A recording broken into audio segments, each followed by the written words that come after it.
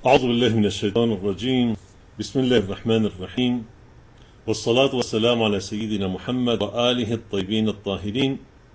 En el nombre de Dios, el compasivo, el misericordioso.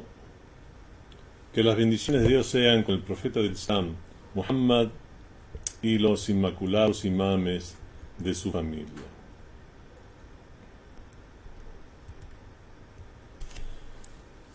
En esta nueva sesión donde estamos tratando el tema de la vida de los profetas desde la perspectiva del Sagrado Corán y enumerando las características en común de todos los profetas a lo largo de la historia, tenemos los que enumeramos como el principio número 10,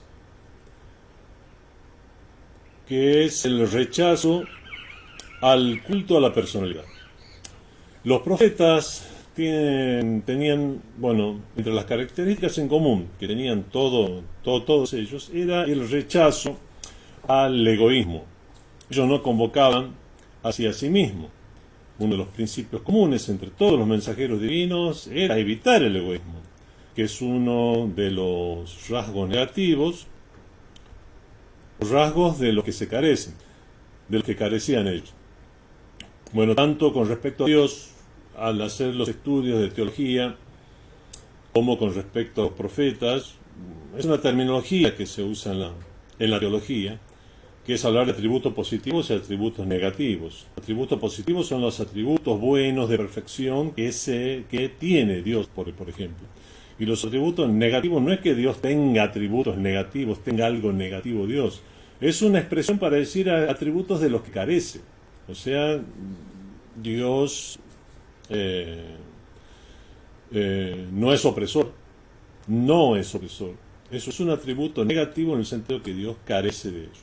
Bueno, usando la misma terminología, en este caso para los profetas, podemos decir que el egoísmo es uno de los atributos negativos, en el sentido que es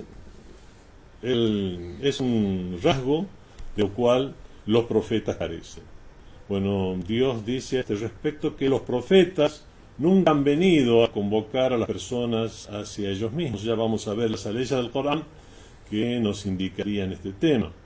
Porque el culto a las personas es en realidad culto a las pasiones mundanas. El culto al egoísmo, es un tema realmente, pero que debe ser tratado en unas clases que sean exclusivas de moral y de ética islámica, como aquella persona que cree no adorar a nada, ni a Dios, ni a ídolos, e incluso puede llegar a ufanarse de no adorar o hacer culto de las personas, pero en realidad lo que está haciendo es culto a sus propias pasiones, culto al egoísmo. Bueno, entonces a una persona que convoca hacia sí mismo, en realidad lo que está haciendo es culto a las pasiones mundanas. Es más, es una de las más destacadas guías prácticas de los profetas, orientaciones de los profetas que hemos visto en ellos en la práctica, es que se han alejado de cualquier tipo de culto a las pasiones mundanas. Bueno,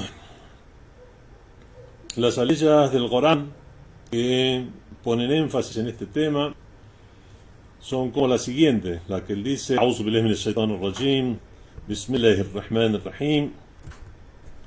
ما كان لبشر أن يؤتيه الله الكتاب والحكم والنبوة ثم يقول للناس كونوا عبادا لي. Que no sucede. Makana li basharin es una expresión en árabe que no corresponde, no es propio. Aquí en este caso significa que no sucede, es algo que no se va a dar. Makana li basharin yutiyahu Allahu. No sucede que un hombre Dios le dé el kitab, la escritura revelada, al hukm, al juicio, y al nubuwa, que es la condición de profeta, el profetismo, y luego le diga a la gente: Kunu ibadan li, sed siervos míos, y no de Dios. Bueno, como dice la ley del Sagrado Corán, eso es algo que no se da, porque no es propio de los profetas, no es una de esas características. Recordemos que los profetas, uno de los principios que fueron escogidos, otro de los principios que habíamos visto es que se había tomado de ello un mithaqan ghalidha, un pacto fuerte, contundente, y es precisamente porque nunca iban a caer en algo por el estilo. Bueno, la causa de revelación de esta ley es la historia de Isa ibn Maryam, de Jesús, hijo de María, con él sea la paz, que él en ningún momento le dijo a las personas que lo tomaran a él como divinidad, sino que él siempre expresó su condición de siervo de Dios. Ayunaba. ¿A quién le ayunaba? Le ayunaba a Dios. ¿Qué más? Bueno, no esta no es una clase de teología.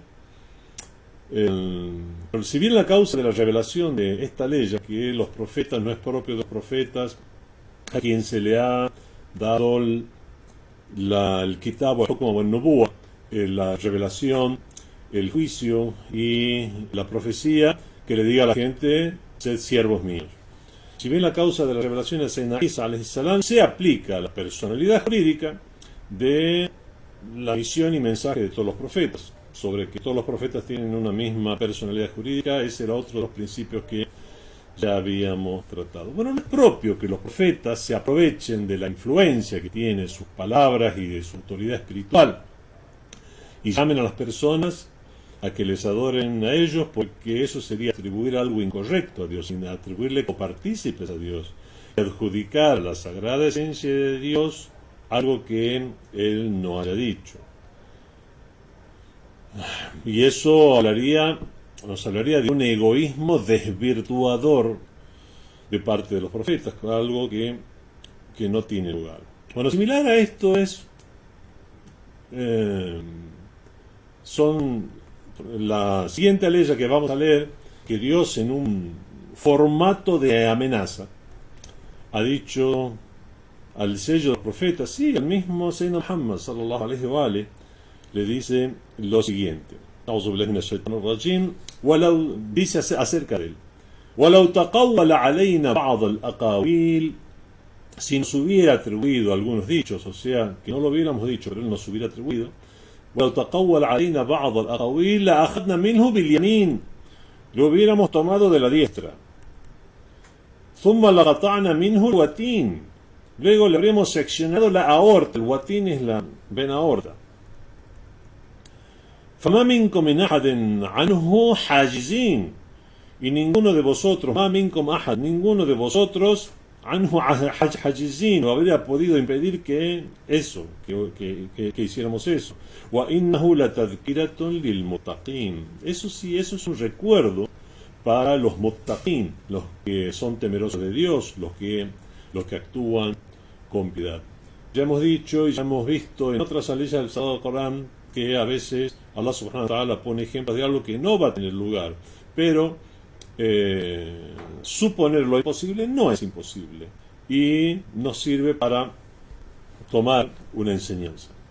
Bueno, Allah subhanahu wa ta'ala dice: si Él nos hubiera atribuido algo impropio y lo fraguara, lo dejaríamos imposibilitado y cortaríamos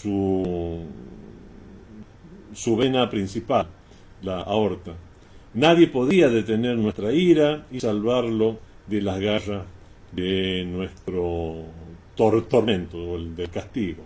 Bueno, esto es una señal esto es uno de los corolarios del fuerte pacto, del mithaq ghalidha, porque cuando uno alcanza una posición influyente en la sociedad, no sea sencillo su castigo si comete traspiés. Y eso hace, porque el traspiés, en este caso el profeta, eso hace que otros también se tropecen. Es por eso que se dice, zillatul alim, zillatul alam.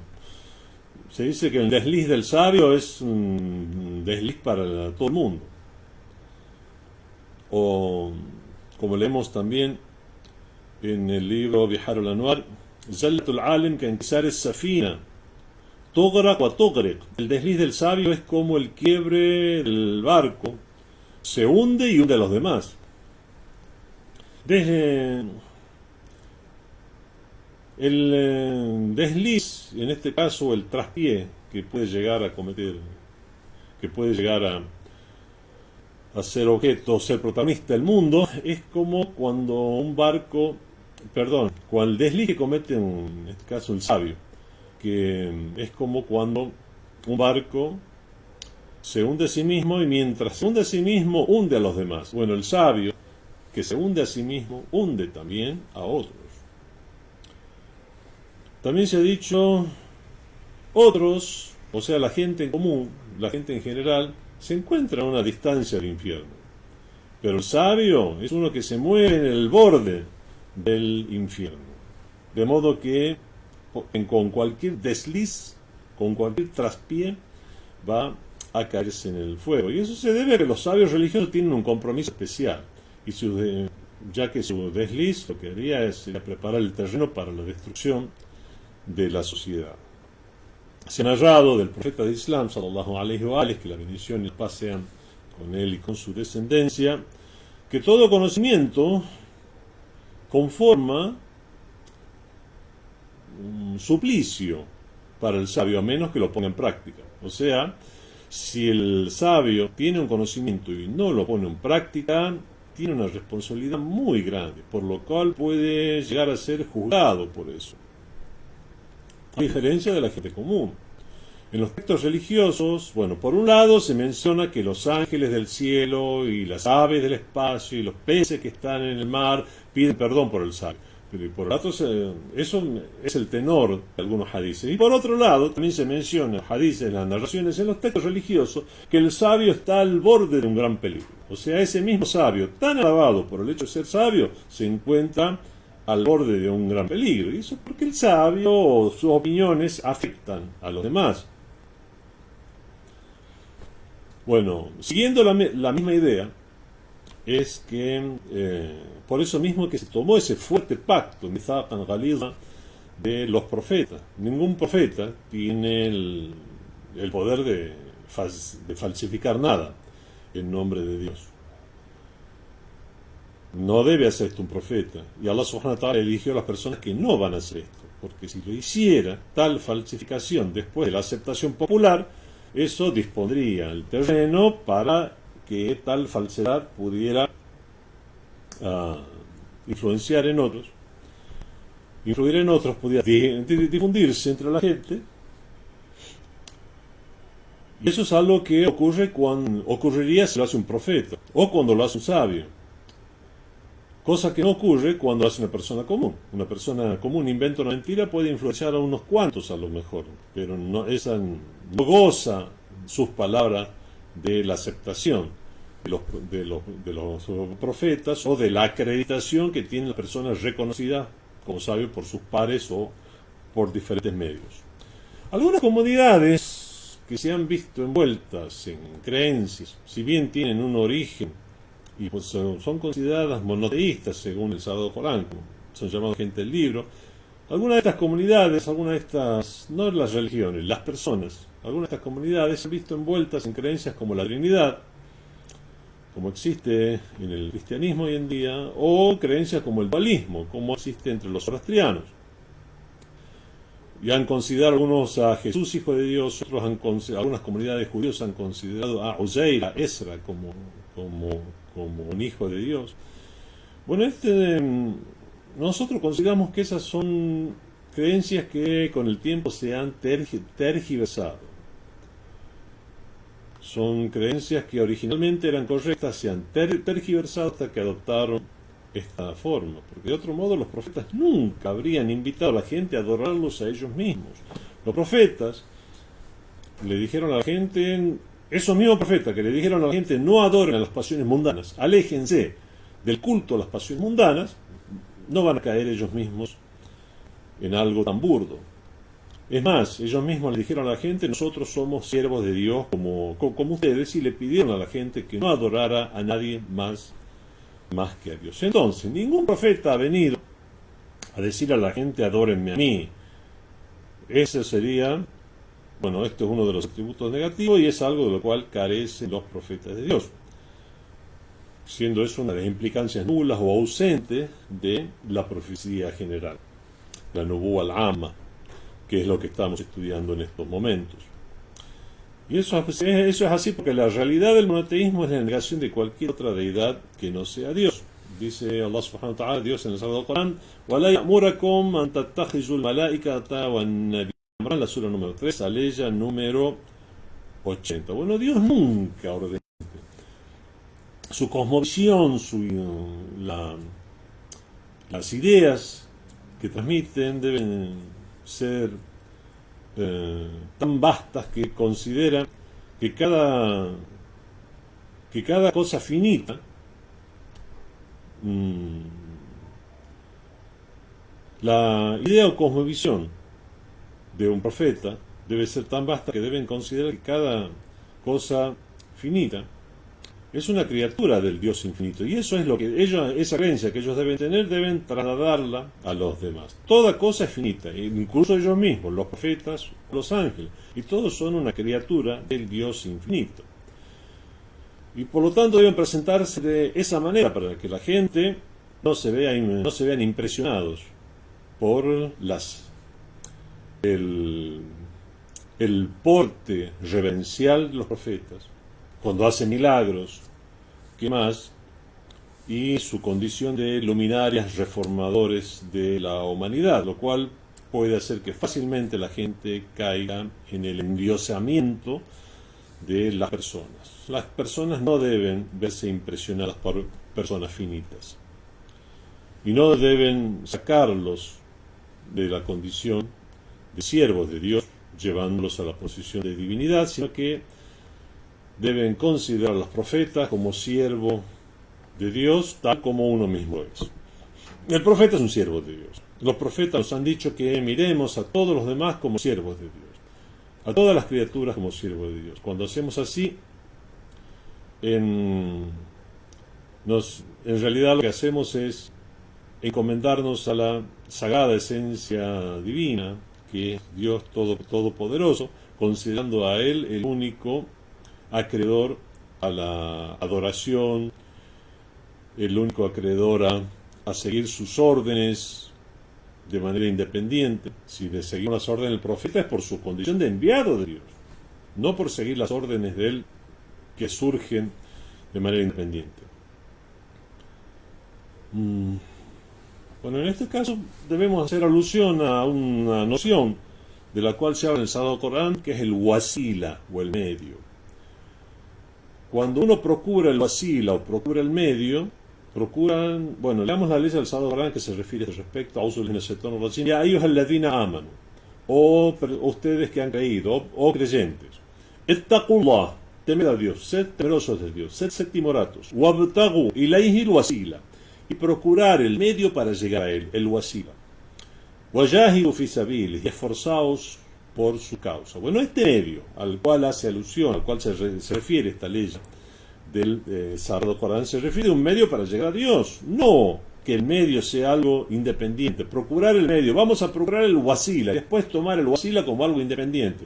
Se supone que la ley del Sagrado Corán nos incita a buscar el wasila, abtagu ilayhi el wasila, procuremos el medio o el wasila para llegar a Dios.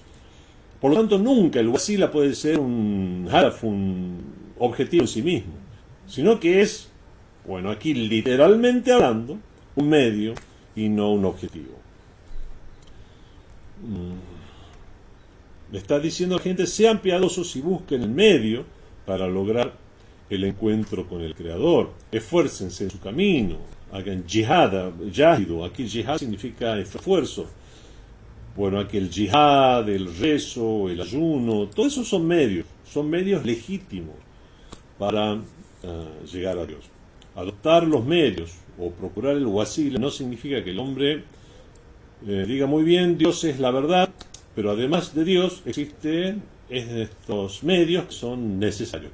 Y ahí uno ya está haciendo shirk, disponer a ese medio a la altura de Dios. Eso es lo que hacían los idólatras. Consideraban que muchos ídolos creían en Dios creador, pero consideraban que los ídolos eran un medio, solo que ese medio después comenzó a tener una persona independientemente de Dios, habría que buscar el medio, ¿no? Y no a Dios, lo cual por definición es algo incoherente e incorrecto, porque medio significa medio para llegar a Dios, si no sería un objetivo. Bueno, y con esa herramienta querían justificar su idolatría. Hoy en día también hay personas que a través de esta ley del Sagrado Corán pretenden justificar lo que se llama Shirkul Jafi, la idolatría recóndita, escondida, supersticia. Bueno, ¿qué significa Shirkul Jafi? Nosotros muchas veces caemos en la idolatría, sí, caemos en la idolatría. En lugar de que nos interese Dios, la opinión de Dios, nos interesa más la opinión de las personas. Eso es caer en una especie de idolatría. Tal vez no con un ritual formal donde adoramos a algo fuera de Dios, pero sí, al tener en cuenta más la opinión de otros que la opinión de Dios, en realidad estamos poniendo a otros o al nivel de Dios, lo cual sería idolatría, o tomando esa opinión y descartando totalmente la de Dios, lo cual sería kufr, lo cual sería incredulidad. Bueno, esto ya estamos hablando ya de planos místicos, espirituales, gnósticos, relacionados a la moral y no a la teología. Pero para no caer ni siquiera en eso, no hay que confundir lo que es el wasila o lo que es el medio, tomándolo como un objetivo. Entonces no se puede usar esta ley para demostrar algo que es dudoso, que sea un medio. Por ejemplo, ¿por qué se le considera a tal persona sobre cual no hay ningún aval? Por ejemplo, Ahlul Bayt, alayhimus salam, los imames de Ahlul Bayt tienen el aval del profeta de Islam. En las fuentes shias, bueno, ¿para qué? Incluso en fuentes no shias, fuentes sunnis, existe un tremendo aval para Ahlul Bayt. Bueno, pero hay grupos que pueden llegar a considerar que fulano de tal no tiene ningún aval, incluso muchas de sus prácticas son prácticas hasta un poco extrañas a lo que es la normalidad del Islam, y sus seguidores pueden considerar que sí, el respeto que de él tenemos es porque es un wasila o un medio para llegar a Dios. ¿Y cuál es la demostración de eso? Y la ley del Corán que dice: oh creyentes, ya ayyuhalladhina amanu, ittaqullah, temed a Dios, wabtaghu ilayhi al-wasila, y procurar el medio para llegar a él. Bueno, es la ley, lo único nos dicen que existen medios y que hay que buscar el medio. No dice que fulano de tal es medio. No se puede usar una ley general para probar o para demostrar algo que tiene que ver con el tema en particular. Eso es un despropósito y es incorrecto valerse de un axioma general para resolver un cuestionamiento acerca de un caso de aplicación de esa ley general. Bueno, esto ya estamos entrando en un terreno más de lógica y filosofía, pero en general la idea es esa. El medio de acercarse a Dios es la adoración a Dios, y procurar la asistencia se logra por cualquier cosa que haya sido acreditada por indicios válidos. Bueno, eso es algo muy... ¿Cómo sucede con la wilaya o la potestad? La wilaya, potestad, autoridad de Ahlul Bayt. Las discusiones teológicas, los estudios, si bien son un medio para satisfacer a Dios, y cualquier cosa que esté acreditado, la búsqueda del conocimiento es un medio para llegar a Dios, y está acreditado además primero por la razón y el sano intelecto, y también por las narraciones, la búsqueda del conocimiento. Bueno, todos los medios, ya sea Ahlul Bayt, el Sagrado Corán, el rezo, el ayuno, todo aquello que está acreditado y avalado por las fuentes del Islam, aún así siguen siendo un medio y no son independientes. Es más bien son una de las bendiciones de Allah subhanahu wa ta'ala, de Dios glorificado sea. Entonces, los profetas, el principio número 10 era que los profetas no convocaban hacia sí mismos, no hacían el culto a la personalidad. Principio número 11. Tarbiyatul ulama. El ulama rabbanín. Formar sabios divinos e instructores divinos. Esta también, esa era una de las funciones de los profetas, una de las características. Los profetas no solo vedaron el culto a las pasiones mundanas, el culto a la personalidad, y nos convocaron a adorar a Dios, incluso lo que nos dijeron, es que ellos no solo hacían eso, sino que nos pedían que nosotros también los imitemos en eso, y que seamos guardianes, al igual que ellos, guardianes de la religión, guardianes de las personas, y maestros de aquello que no el que ha llegado, o al que ha estudiado algo, que ha escuchado algo, tratar de transmitirlo a aquellos que no han tenido esa oportunidad, que no han tenido ese acceso a los profetas, a los imames avalados por el profeta, aquellos que no han tenido este acceso y son mustad'afun fikriyan, son ideológicamente oprimidos. Dice Allah en el Sagrado Corán, ما كان لبشر أن يؤتيه الله الكتاب والحكم والنبوة ثم يقول للناس كونوا عبادا لي. Con esta es la ley que hemos leído. Pero tiene su continuación. No sucede que a un hombre se le dé la escritura, a un ser humano se le dé no sucede que a un ser humano Dios le dé la escritura, el juicio y el profetismo, y luego diga a la gente: sed siervos míos y no de Dios, kunu ibadan li min dunillah, y no de Dios. Walakin kunu rabbaniyin, sigue la ley, esta misma ley que habíamos usado como testimonio para probar o para orientar o exponer el principio anterior, nos sirve también para este principio, porque la continuación de esta ley, los profetas no van a decir: sean siervos míos, kunu ibadan li min dunillah, sean siervos míos y no de Dios. Walakin kunu rabbaniyin, antes bien lakin, sino sed sabios doctos, kunu rabbaniyin, bima kuntum tu'allimuna al-kitaba wa bima kuntum tadrusun. Sed sabios doctos, puesto que enseñáis la escritura y la estudiáis, o en base a que enseñáis la escritura y la estudiáis. Allah subhanahu wa ta'ala le pide a la gente que tiene las oportunidades a través de los profetas que se conviertan en ulama rabbaniyin, sabios divinos, sabios doctos en las ciencias divinas. Entonces, la tarea de los profetas no era solo formar discípulos, era formar sabios, formar maestros, porque al fin y al cabo son los que iban a quedar después que ya no estén los profetas.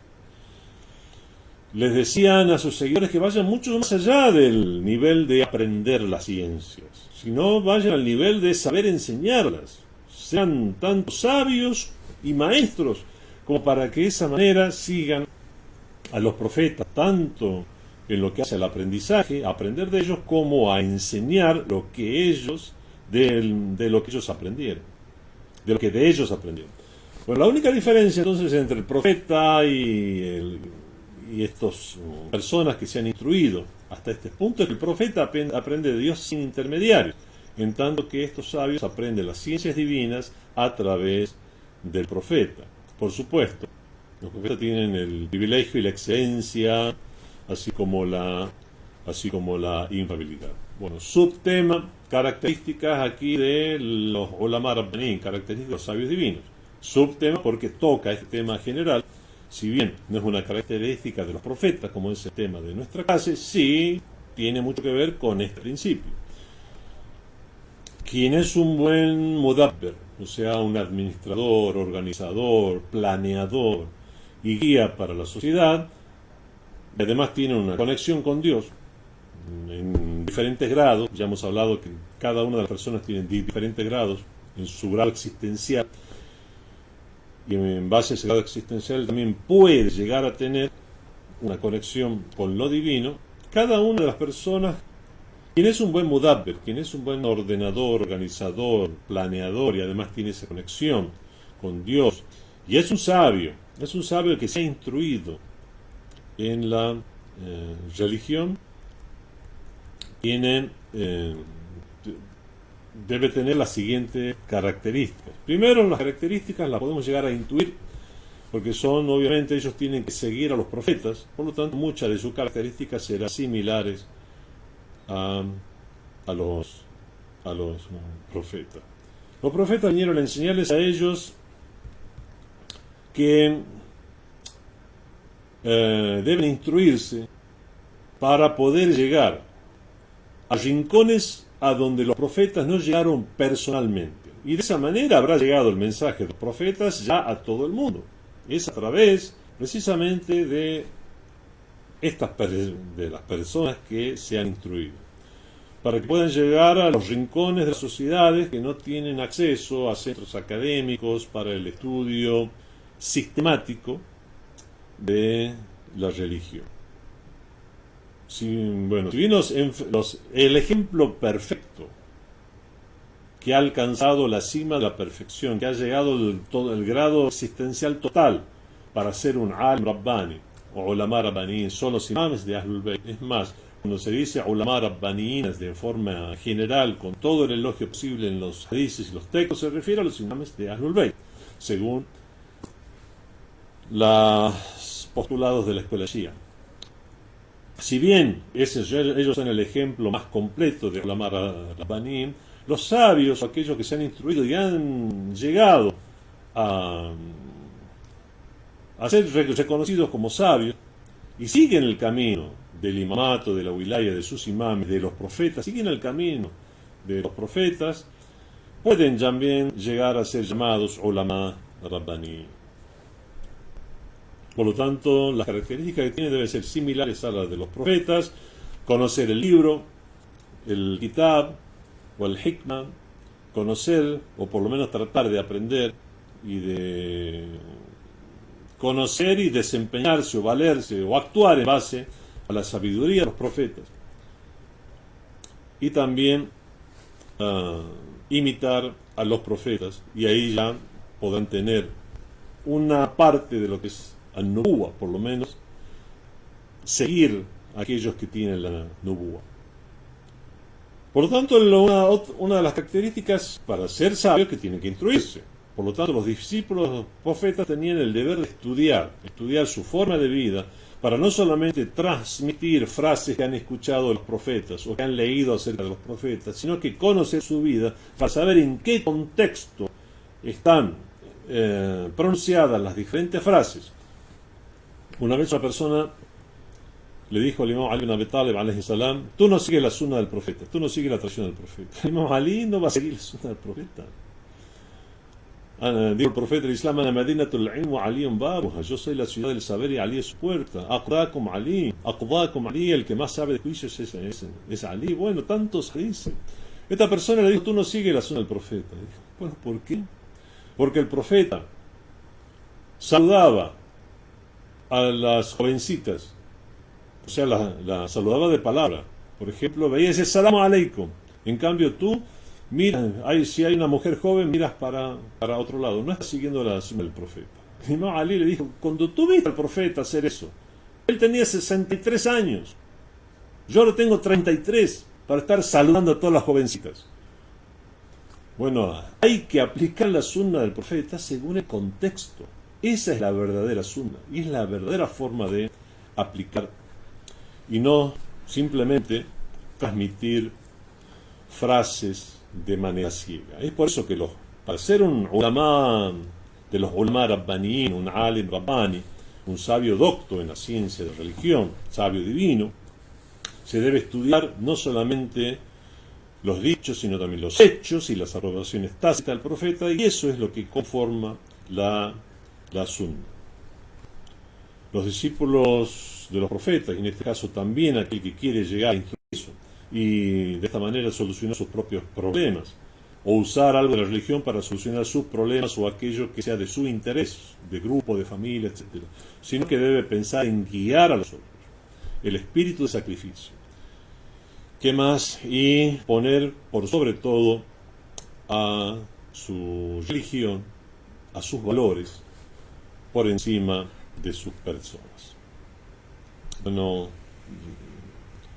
terminamos con este principio y ya se nos ha terminado el tiempo. Wassalamu alaikum wa rahmatullahi wa barakatuh.